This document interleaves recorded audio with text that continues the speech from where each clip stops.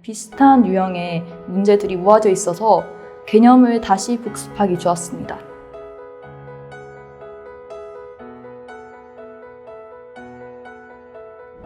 안녕하세요. 저는 이번에 계명대학교 의예과에 합격한 윤상윤입니다.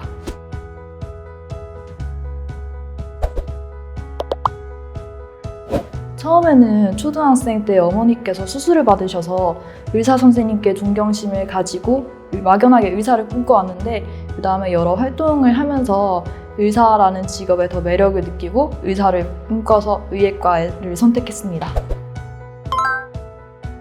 우선 저는 흉부외과 의사라는 하나의 꿈만 가지고 계속 달려왔기 때문에 내신 관리를 일단 철저하게 했고, 제가 관심 있는 분야와 관련해서 비교과 활동을 열심히 해서 전문적으로 지식을 쌓아왔습니다.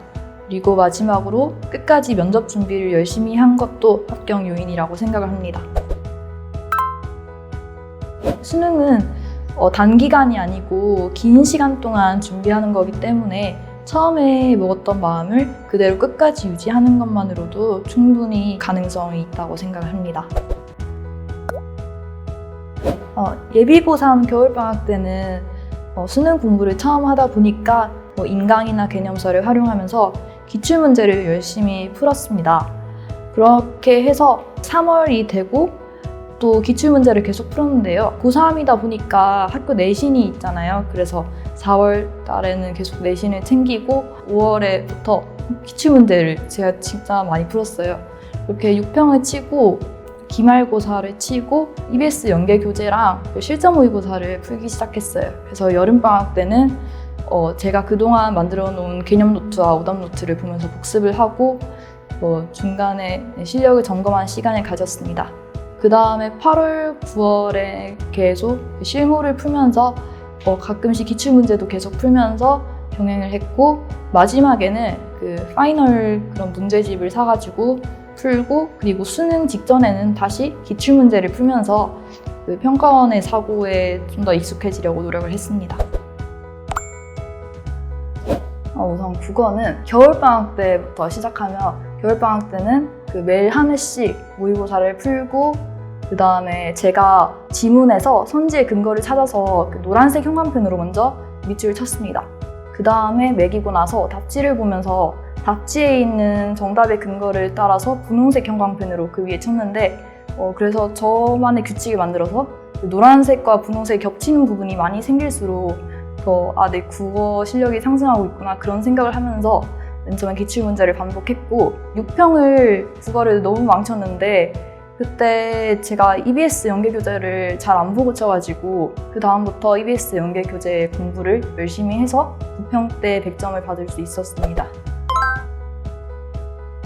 문학의 경우는 먼저 지문에서 선지의 근거를 찾아서 밑줄을 치고 그렇게 공부하는 연습을 했고, 화작문의 경우에는 특히 문법에서는 만약에 한 개념을 헷갈리면은 보통 모의고사 형식의 문제집에서는 볼 수 없었던 그런 유형들이 다 모아져 있어서 한 개념을 헷갈리면 비슷한 개념들을 한 번에 다 풀 수 있어서 개념을 잡기 좋았고요.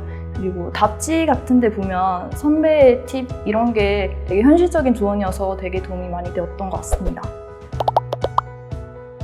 영어 같은 경우에는 1학년 때 성적이 안정적으로 잘 나와서 방심을 하고 공부를 잘 안 했다가 2학년 때 모의고사에서 정말 안 좋은 점수를 받은 적이 있습니다. 그래서 예비 고3 겨울방학 때부터 그 영어 유형별로 된 기출 문제집을 사서 열심히 풀었는데, 그것만으로는 부족하다고 생각해서 지문만 보고 문제를 읽지 않고 지문만 보고 주제를 찾는 연습을 하면서 그 지문에서 묻고자 하는 바를 알 수 있게 되었습니다. 그 결과 영어 성적이 많이 오를 수 있었습니다.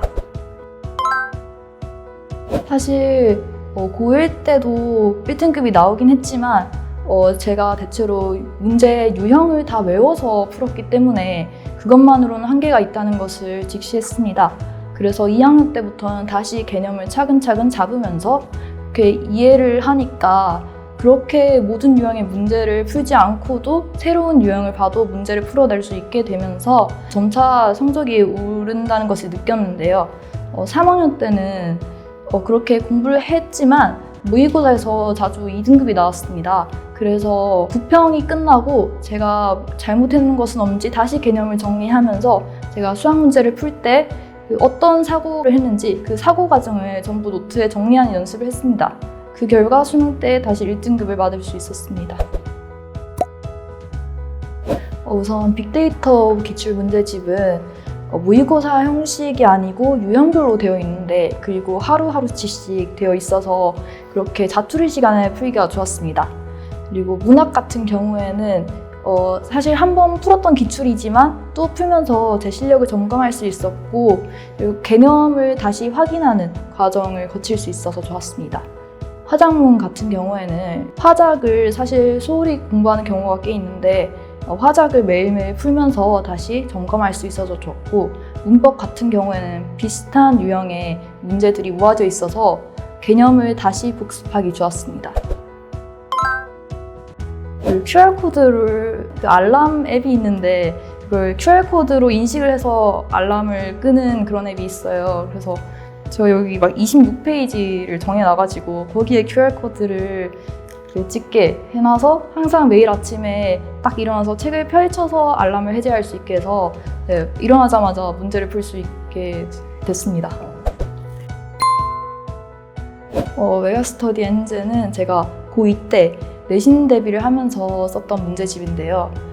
개념을 다 배우고 이렇게 적용을 하면서 문제를 더 풀어보고 싶다는 생각이 들어서 수학으로 구매를 했는데, 풀면서 다양한 문제들을 접하면서 제 실력을 점검하면서 그리고 또 새로운 유형의 문제를 보면서 풀기가 좋았습니다.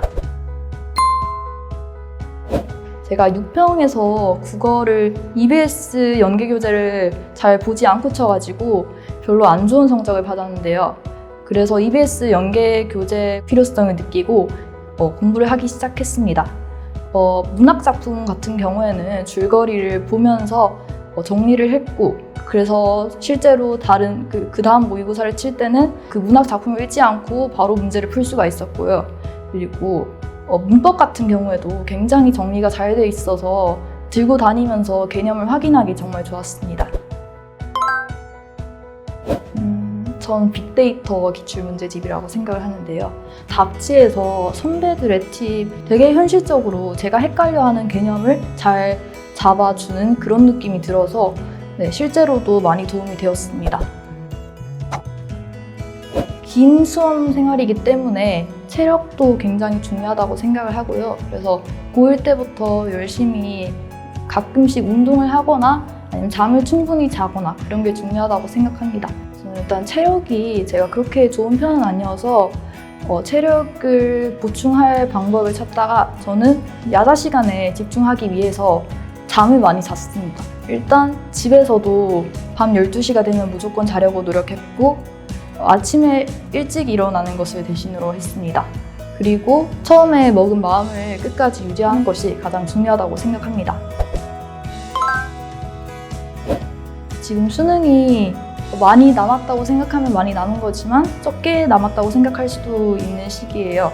겨울방학 동안 개념을 쌓고 기출문제를 많이 반복을 하면서 그다음에 나중에 EBS 연계를 정말 충분히 공부를 하고 끝까지 초심을 유지한다면 수능 때 꼭 좋은 결과 있을 것이라고 생각합니다.